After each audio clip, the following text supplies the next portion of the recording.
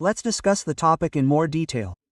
Valeriy Borovyk, founder of the defense manufacturer First Consett, a combat veteran. Welcome to Freed. Good afternoon. Well, in fact, can we state today, we have already emphasized in previous conversations on freedom, that drones are indeed getting more and more, let's say, functions and missions at the front. But can we now state definitively that that drones allow us to establish that very parity in opposition, well, with a more technologically savvy, or something like that, enemy? I would not say that Russia is a more technologically savvy enemy. Russia is simply a big enemy, an aggressive enemy. And the enemy that does not take into account losses on the front line, that is, no one has cancelled their media assaults. Yes, indeed, due to our total use of drones, its tactics have changed. That is, now they are already going there in large units, and 5 or 6 people. There are attacks from different directions, but our drones also detect them and attack.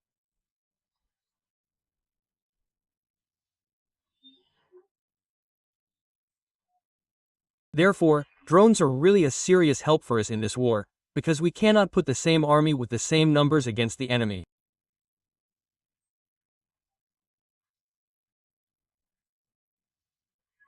And therefore we must find options for using technological advantages, technological thought, innovations in the drone sphere, in other areas. There are now missiles being pulled up, ground drones, surface, underwater will be expanded.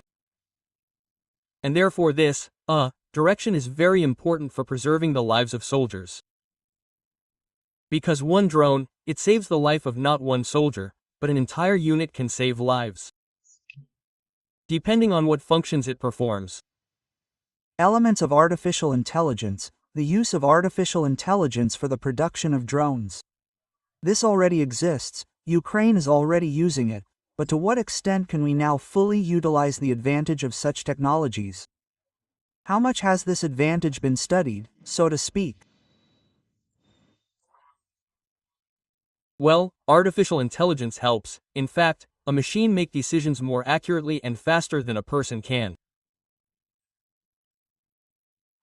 Sometimes, of course, a very effective and professional pilot, with a lot of, experience. He can somewhere, naturally, well, let's say, faster, maybe even react, yes, although this contradicts the previous thing that I said, but these are unique pilots.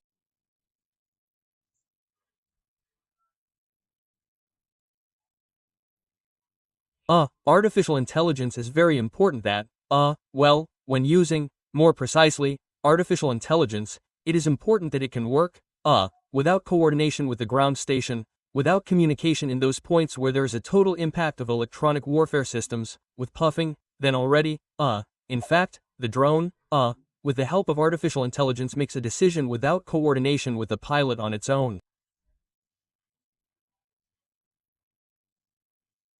What should it do? That is, hit the target, choose the priority that is programmed into its brain. That is, I hit this now, I leave this for later. Or, let's say, if it's a bomber or if it's a comic book, then it looks at the top priority of the targets. That is, let's say, the first target, it looks for it there, if it's a Robov complex or something else. That is, it looks for it. If it doesn't find much to program for a certain period of time, then it, actually moves on to using the second target, to attack the second target or the third, that is, by priority. And this is very important, because now the real wall of the RP stands both on our side and on the enemy's side. Therefore, bringing to the target, if we are talking about attack drones, is very, very important in this context.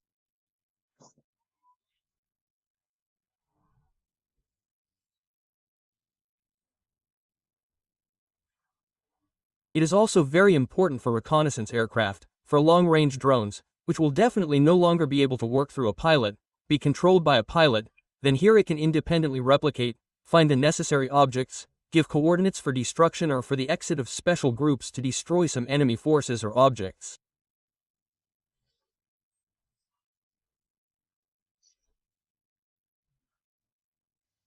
Interceptors. Vladimir Zelensky praised them very much. I would like to get your assessment.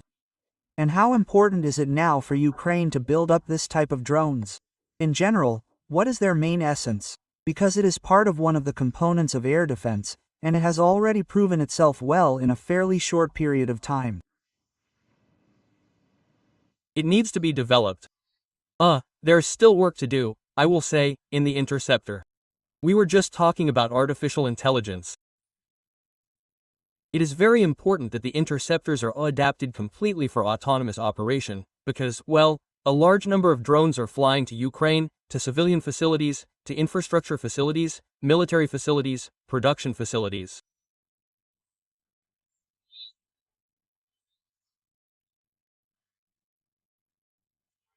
And we need to deploy against these, actually deadly drones, several, or even 1 to 5, we need to have interceptors, but they must work on artificial intelligence, because you can't have enough pilots for such a number of drones that are flying, and even more so, those that take off to intercept.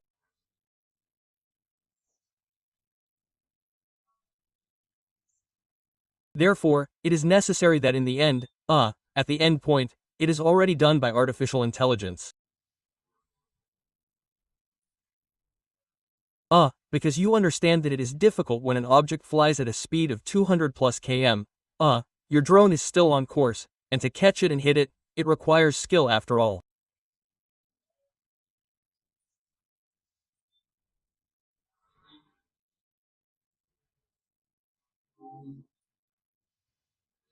And therefore, when you bring a drone with the help of, say, radars to a certain area, then you can transfer control to artificial intelligence, which, having found the enemy visually or by the heat signature, can be brought independently, and not in the hands of the pilot, which we have.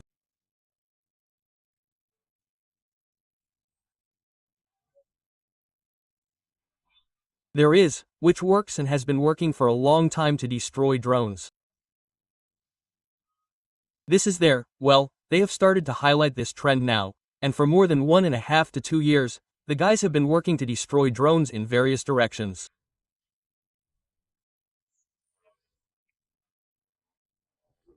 Our air defense system basically knows the flight routes of enemy drones.